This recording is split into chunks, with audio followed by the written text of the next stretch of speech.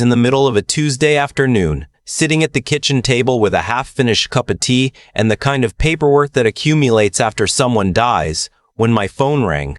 It was a number I didn't recognize, a local number, but not one I had saved. I almost let it go. I've been letting a lot of things go that month. "Hello, is this Frank?" The voice was a woman's, maybe mid-50s, slightly formal in the way tradespeople sometimes are when they're about to deliver news they don't know how to frame. "It is," I said. She said, "My name is Heather Blay. I'm the home inspector you hired to go through the property on Ridgecrest. I'm sorry to bother you on a weekday, but I need you to come to the house today if you can, and I'd prefer if you came by yourself." I remember exactly what I was looking at when she said that, an invoice from the funeral home. Still unopened, I'd been staring at it for 20 minutes without touching it. "My name is Frank Arsenault. I'm 53 years old. I've lived in Moncton, New Brunswick my entire life, except for 4 years at Dalhousie in Halifax, that I've always considered a temporary absence rather than a departure. I work in municipal water infrastructure. I manage maintenance contracts for the city. It is not a glamorous job, but it is a steady one, and steadiness was something my wife always said she loved about me. My wife's name was Louise. She passed away 11 months before that phone call, at the age of 49, from what her oncologist described as an unusually aggressive presentation of ovarian cancer. From diagnosis to death was 7 months. 7 months is not enough time to say everything you mean to say to someone you spent 26 years building a life with. I know that now in a way I couldn't have understood before. After Louise died, I couldn't sell the house. I couldn't even bring myself to change the arrangement of things in her study, a converted bedroom at the back of the house where she'd run her bookkeeping business from home for the last 12 years. Her desktop computer was still on. I hadn't turned it off. I told myself the screensaver, a slideshow of photos from our trip to Prince Edward Island the summer before she got sick, was company. My daughter thought I needed to speak to someone. She was probably right. What I had decided, after 11 months of stalling, was to sell the Ridgecrest property, not our main house.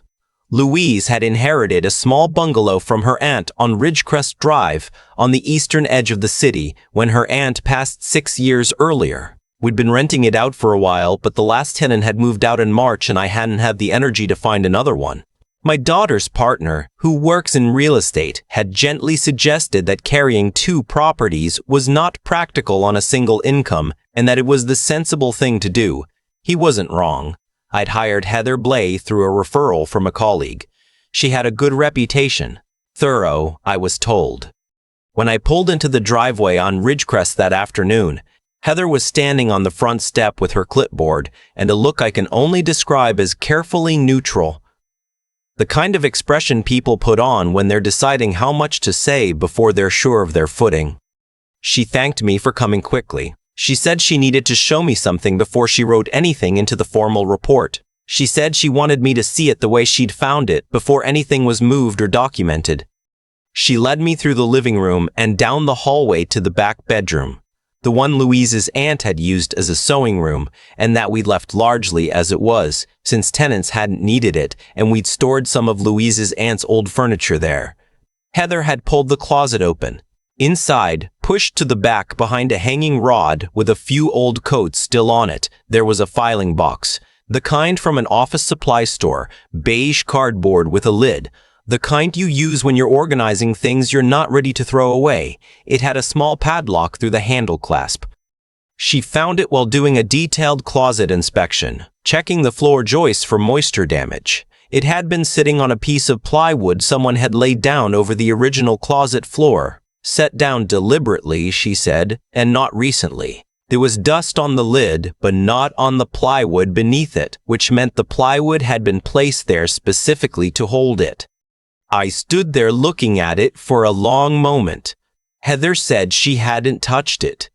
She said she didn't know if it had been left by the aunt, by a tenant, or by someone else, and that's why she'd wanted me to see it in person before she made any notes. I knew the padlock. Louise had the same small brass lock on a box she'd kept on her desk at home. She used the same 4-digit code for everything that needed a code. My birthday. It had been a small joke between us for years that she used my birthday for everything because she said I was the thing she was least likely to forget. I crouched down and turned the dial. It opened. Inside, there was a brown accordion folder, the expanding kind, with the elastic band around it. Beneath the folder, a sealed envelope with my name on it. Not Frank. My full name, Francis Bernard Arsenault, written in Louise's handwriting in blue ink. She only used my full name when something mattered. I sat down on the floor of that closet and didn't move for a long time. Heather said she'd wait outside. She said take as long as I needed. She left quietly, and I have thought since then that she handled the whole thing with a grace that most people would not have managed.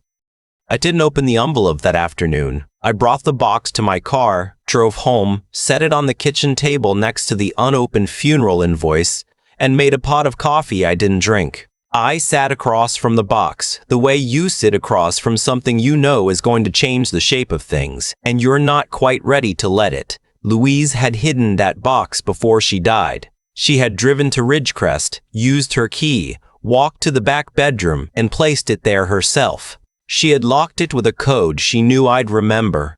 She had wanted it found, but not casually, and not by just anyone. My wife had been a bookkeeper. She understood numbers the way some people understand language, intuitively, without effort, in a way that looked like a gift from the outside, but that she would tell you was just careful attention paid consistently over time. She ran accounts for 11 small businesses in Moncton. She was meticulous. She kept paper backups of everything because she said software crashed and servers failed and paper didn't lie. I opened the accordion folder first. The contents were organized by date, the way Louise organized everything. The earliest documents went back almost 3 years before she died. The first section was a set of printed bank statements for an account I didn't immediately recognize. The account was in the name of Arsenault Family Trust. I didn't know we had an Arsenault Family Trust. When I looked at the account history, I saw that it had been opened 8 years earlier, shortly after Louise's aunt had passed and left her the Ridgecrest bungalow and a modest sum in savings. The trust had been set up, according to the paperwork, to hold the inherited assets. This made sense. What didn't make sense was the activity in the account over the preceding 3 years. There were withdrawals I didn't recognize, not small ones. The first was for $14,000 described as investment reallocation. Then another 11 months later for $9,000, then $6,000, then $18,000. The withdrawals were all authorized according to the records by the trustee. The trustee named on the trust documents was a man named Gordon Elwell. I had to stop and set the papers down. Gordon Elwell was Louise's older brother. I had known Gordon for 26 years. He had been at our wedding. He had driven Louise to her first chemotherapy appointment when I was stuck in an emergency meeting at the city and couldn't get away in time. He had sat in the hospital waiting room with my daughter and me during Louise's surgery. He had given the eulogy at her funeral. He had stood at the graveside in February in a coat that was too thin for the weather and cried without any apparent self-consciousness, the way men cry when they're not thinking about whether anyone is watching. I went back to the folder. Louise's notes were written in the margins of printed documents, in her small, precise handwriting, the kind that took up very little space and said a great deal.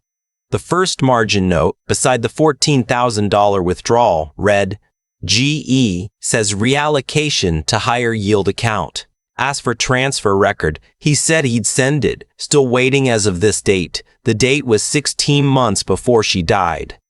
The next note, 2 pages later. Transfer record never sent. Asked again. He says the new account statement comes quarterly. Quarterly statement has not arrived. Then, 3 months after that, called the trust company directly. They have no record of a secondary account in the trust name. GE does not know I called. I put the folder down and went to my filing cabinet. Louise and I kept everything organized. It was one of the things I had been grateful for in the months since she died, because organizing paperwork while grieving is a particular kind of misery, and she had spared me most of it. I found the trust documents in less than 5 minutes. I read through them carefully. Gordon was listed as trustee. That part I'd known or had been told in the numb weeks after Louise's aunt died. What I had not paid close enough attention to, apparently, was the scope of the trustee's authority. The document gave the trustee broad discretionary powers over the trust assets. Louise had signed it. I had initialed a supporting page. Neither of us apparently had read it carefully enough because at the time, we'd trusted Gordon to have set it up properly, and trusting Gordon to handle things was something we had always done without examining it. I went back to the accordion folder. Over the course of her notes, Louise had documented 6 additional withdrawals from the trust account, ranging from $6,000 to $22,000. The total, by her own careful calculation written at the bottom of one page and circled twice, was just over $94,000. But the money was not the part that stopped me. Midway through the folder, the documents shifted. Louise had begun keeping a second type of record: personal health notes, dates, symptoms, fatigue that came and went, nausea that her GP had attributed at first to perimenopause, a persistent low-grade headache that lasted for weeks. She had seen her doctor, a family physician in Riverview named Dr. Amara Osei, who had ordered blood work and found her liver enzymes slightly elevated. Dr. Osei had suggested it might be related to a new supplement Louise had started taking, or possibly to stress. And then, in Louise's handwriting in the margin of the page recording that appointment, a single line: "When did I start the tea?" I remembered the tea. About 2 years before she got sick, someone had given Louise a gift, a basket, the kind that showed up sometimes from clients at Christmas, wrapped in cellophane with specialty items inside. Tea blends, she'd told me. Herbal, she said. Good for stress and sleep. She'd started making a cup every evening. She'd offered me some once and I'd declined because I don't like herbal tea. I've spent a significant amount of time since then being grateful I don't like herbal tea. 3 pages further in Louise's notes, the basket was from Gordon. He brought it at Thanksgiving 2 years ago, said Helen had discovered the brand and swore by it. I've been drinking it every night since then. And then, in smaller writing below that, the line I have not been able to get out of my head since I read it. I threw the last box out 6 weeks ago. I've been feeling worse, not better. I need to find an old box and have it tested. I don't want to be wrong about this. She had not been wrong. I got up from the table and walked to the back bedroom, Louise's study, the one I hadn't changed since she died. I opened the bottom drawer of her desk, the one with the small separate lock, the one she used for client documents she considered confidential.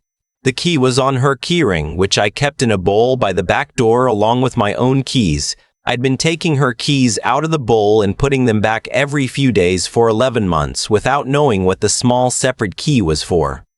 Inside the drawer, there was a plastic Ziploc bag containing 3 paper tea bags, the kind without strings. Each bag had been individually sealed in a smaller bag and labeled in Louise's handwriting with the date. Below the bags, a single printed page from what appeared to be a private lab in Fredericton. An analysis. Louise had sent a sample for testing 8 months before she died, 4 months before her cancer diagnosis. I did not understand most of the terminology on that lab page. What I did understand was the summary section, which Louise had underlined. Trace amounts of pyrrolizidine alkaloids detected. Concentration low but consistent with regular ingestion over extended period. Associated with hepatotoxicity and in some studies with carcinogenic activity. Recommend follow-up analysis and consultation with physician. I had to look up pyrrolizidine alkaloids. They are compounds found in certain plants. They are toxic to the liver. Prolonged regular exposure at low doses can cause cumulative liver damage. In some studies, they have been associated with increased cancer risk in tissues that filter them, the liver. And certain other organs? Ovarian cancer is not directly caused by liver toxicity. I am not a doctor and I'm not claiming that, but Louise's liver enzymes had been elevated for months before her diagnosis. Her oncologist had noted in records I had read after her death that her overall physical condition at diagnosis had suggested her immune system had been under sustained stress for an extended period. An extended period that corresponded, roughly, with 2 years of drinking tea every evening that contained compounds linked to organ stress and, in animal studies, to elevated cancer risk. I sat in her study for a long time. The screensaver was still running. The photos from Prince Edward Island. The two of us on the red sand beach at Cavendish. Louise with her hair blowing sideways, laughing at something I'd said that I can no longer remember. I hadn't opened the envelope yet. I wasn't ready. I drove to my daughter Camille's apartment the next morning. Camille is 28 and works as a respiratory therapist at the Moncton Hospital. I told her I needed to use her printer and that it was related to her mother's estate. She looked at me the way she had been looking at me since February, with the careful steadiness of someone who has decided to be strong for someone else and is not entirely sure how long she can keep it up. I told her I didn't know yet whether everything was all right, but that I was working on finding out. The accordion folder also contained, tucked in the back pocket behind all the financial documents, a USB drive. On the USB drive, there was a folder of scanned documents, copies of the trust statements, correspondence between Louise and Gordon about the missing transfer records, and a series of printed emails I had to read 3 times before I understood what I was looking at. The emails were between Gordon and a man named Stéphane Cormier. Stéphane Cormier was an investment broker in Dieppe, just across the river from Moncton. He had been, I would learn later, Gordon's personal financial advisor for 9 years. The emails, 14 of them spanning 11 months, documented an arrangement. The trust withdrawals had not gone to a higher yield investment account. They had gone, through a series of transfers, into an account Stéphane Cormier managed on Gordon's behalf, a personal account. The emails were careful, the language indirect in the way that suggested both men understood exactly what they were doing without wanting to say it plainly. There was one email that was less indirect than the others. In it, Gordon wrote, "She's thorough, always has been. Better to move the larger transfer before end of Q3, while she's focused on the Chiasson file. She won't pull the trust statements until spring." She, my wife, her own brother had timed his theft around her workload. There was also on the USB drive a single audio file, 41 minutes. Louise had recorded it on her phone during what appeared to be a Sunday dinner at Gordon's house, 11 months before she died. I recognized the background sounds, the particular echo of Gordon's kitchen, the sound of his dog moving around on the hardwood floor. Louise had brought up the missing transfer records over the meal. Gordon's wife, Helen, had been in the room for part of it before she went to put the kids to bed. I will not describe the full recording in detail. Some of it is not mine to share. But what is relevant is this. When Louise pressed Gordon about the account documentation, when she read him specific line items from the trust statements, his answers were not those of a man who had made administrative errors. He was smooth. He told her she was misreading the documents. He suggested twice that the complexity of trust accounting was genuinely confusing even for professionals and that she shouldn't feel bad for finding it hard to follow.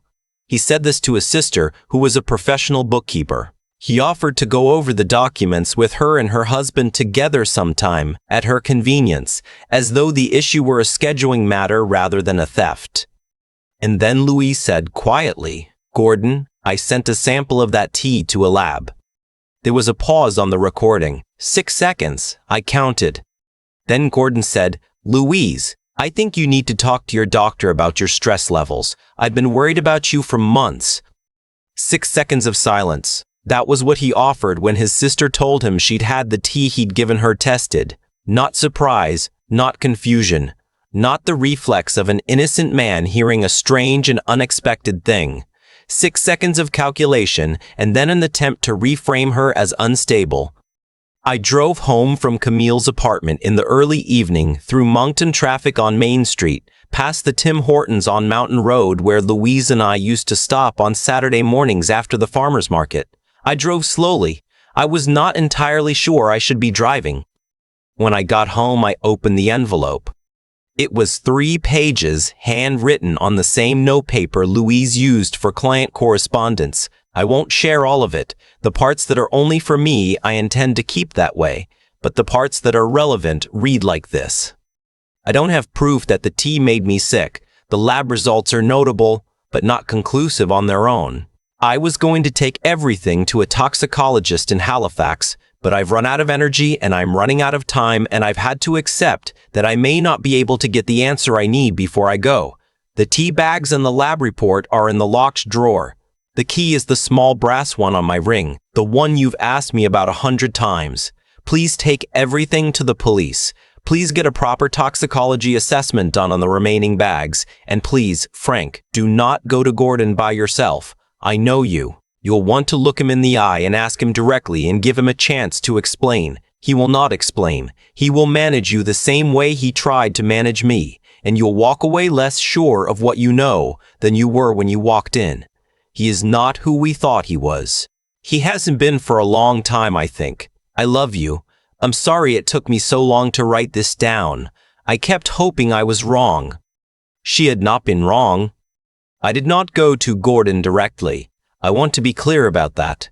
I had the impulse, a strong one, the kind that arrives late at night when you've read something 3 times and the implications have finished settling, and what's left is a very specific and not particularly rational desire to drive across the city and knock on someone's door. I didn't do it. Louise had told me not to, and she had been right about everything else in that folder.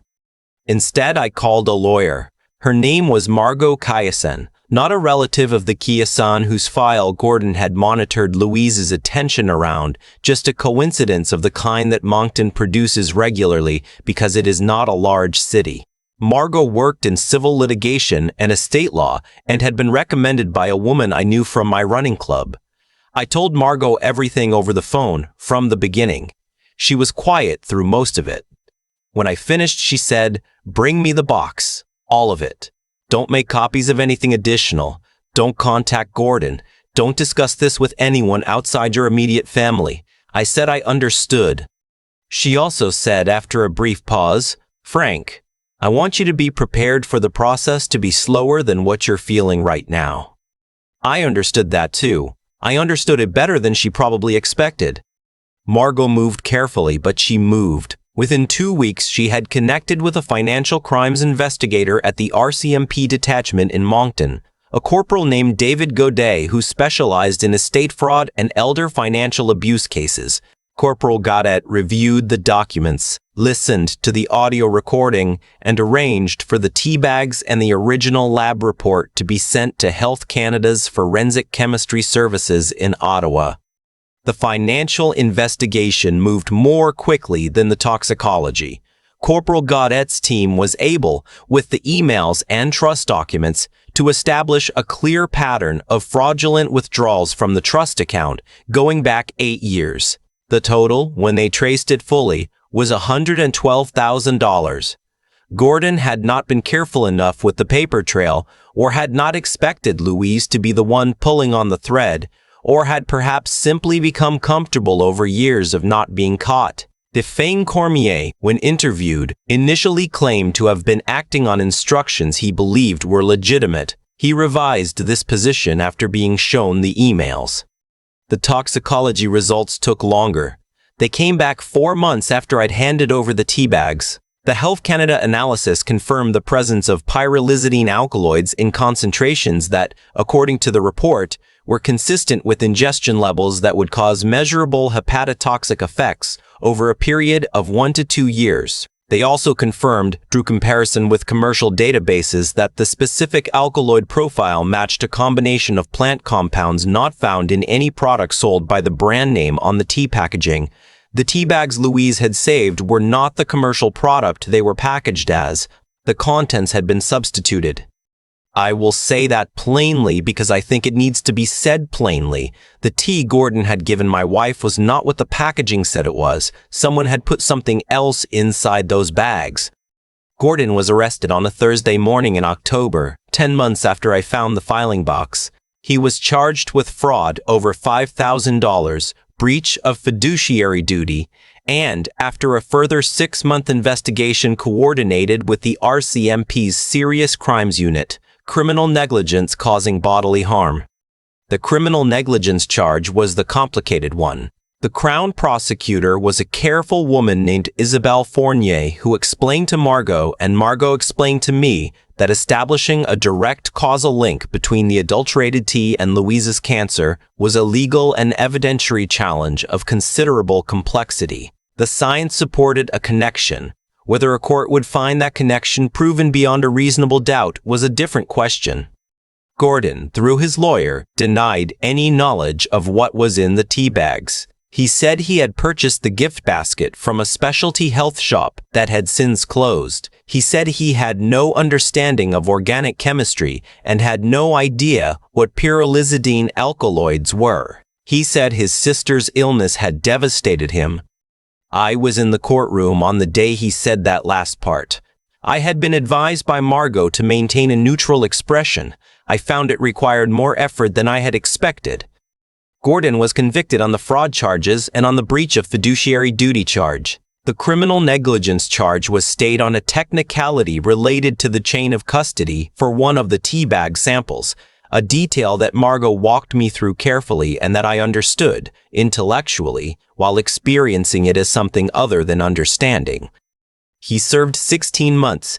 The civil proceedings, which Margot pursued concurrently, resulted in a court-ordered recovery of the trust funds plus damages. I donated the full amount, every dollar of it, to the Hepatology Research Fund at the Moncton Hospital. It seemed like the right place for it to go. Stéphane Cormier received a suspended sentence, forfeited his broker's license, and agreed to full cooperation with the fraud prosecution. I don't know what he's doing now, and I've made a deliberate decision not to try to find out. Camille did not speak at the sentencing hearing, though she had the right to. She told me afterward that she had written a statement and then decided not to read it because she didn't want to give her uncle the experience of being the person she was looking at when she said those things. She said she'd rather he'd just sit there and hear a lawyer's voice and think about what he'd traded for it. She is a remarkable person, my daughter.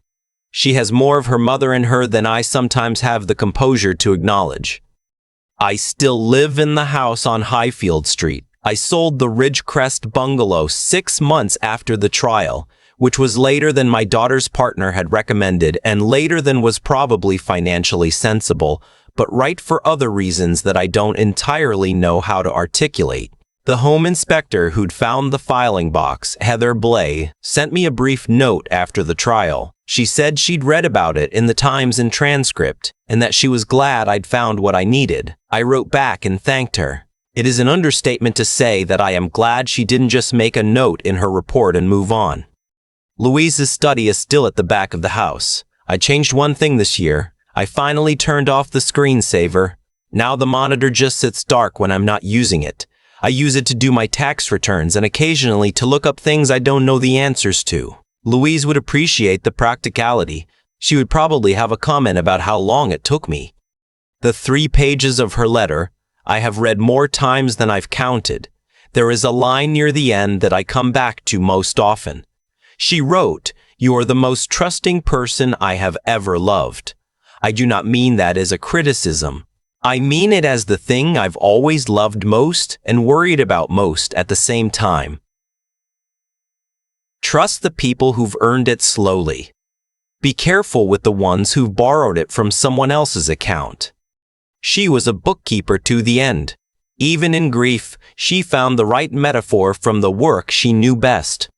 I've thought about what she meant by that. The distinction between trust that's been built directly and trust that's been inherited from a relationship or a family connection or a history you share with someone else, but not with the person themselves. Gordon had never earned my trust. I had lent it to him on credit because Louise loved him and I loved Louise. And I had never stopped to look at his actual record, only at the account balance of my wife's affection for him, and assumed it was good for both of us. She had seen, in the end, what I hadn't. She had seen it alone and sick, and without telling me, because she knew it would hurt me before she was certain, and because she was trying, even at the very end, to be sure before she did damage she couldn't undo.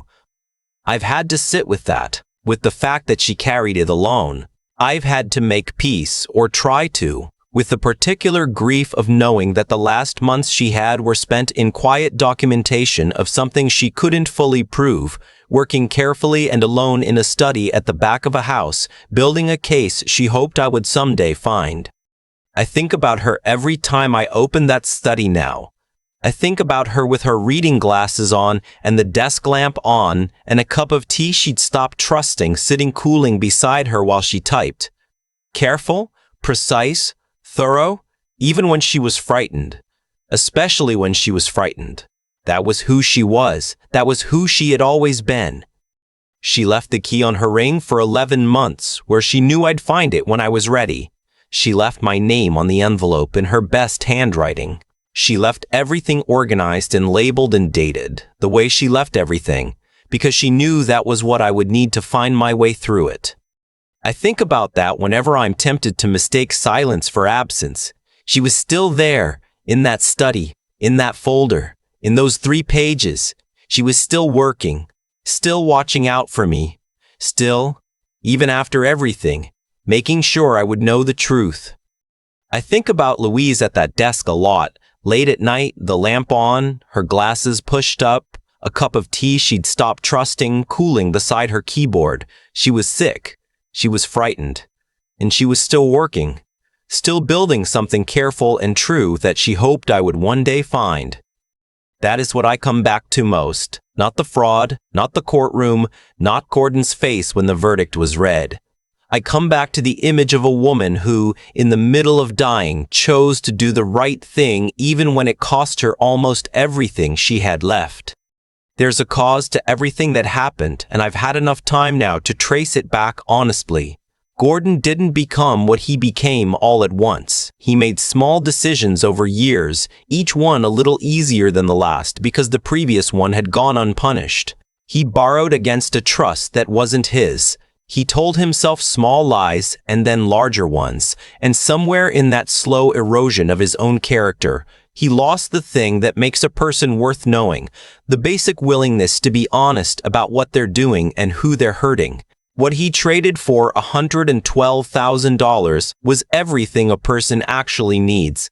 I don't say that with satisfaction. I say it because it's simply what happened, plainly and without ceremony, the way consequences usually arrive. Louise understood something I hadn't. She understood that caring for someone doesn't mean protecting them from hard truths.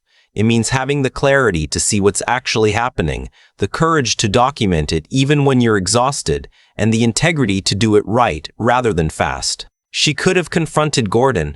She could have told me her suspicions before she was certain. She chose instead to be careful, to be thorough, to build something that would hold up without her there to defend it. That took a kind of inner strength. I'm not sure I fully appreciated while she was alive. I appreciate it now. What I've had to learn in the 2 years since I found that filing box is something she tried to tell me in 3 handwritten pages. That trust isn't the same as loyalty. That the people we extend the most trust to are sometimes the people we've examined the least. I had trusted Gordon for 26 years on the basis of someone else's love for him. I had never looked at his record directly. Louise had, eventually. That's what saved what was left to be saved. I'm not the same person I was before that Tuesday afternoon. I'm more careful, not suspicious, I don't think, but more willing to look closely at things I would previously have waved past. More willing to ask the question even when asking it feels uncomfortable. Louise spent months trying to be sure before she did damage she couldn't undo. That kind of moral seriousness, the refusal to act on feeling alone, the commitment to getting it right, is something I carry with me now in a way I didn't before. Camille asked me once, about a year after the trial, whether I was angry. I told her the truth. I was for a while. But what I feel more consistently now is something closer to respect. For a woman who faced something terrible and responded with patience, precision, and an almost unbearable love. She left everything I needed, organized and labeled, in a locked box in a closet she knew I'd eventually have reason to open. She was a bookkeeper. She understood that what you leave behind and how carefully you leave it tells the whole story.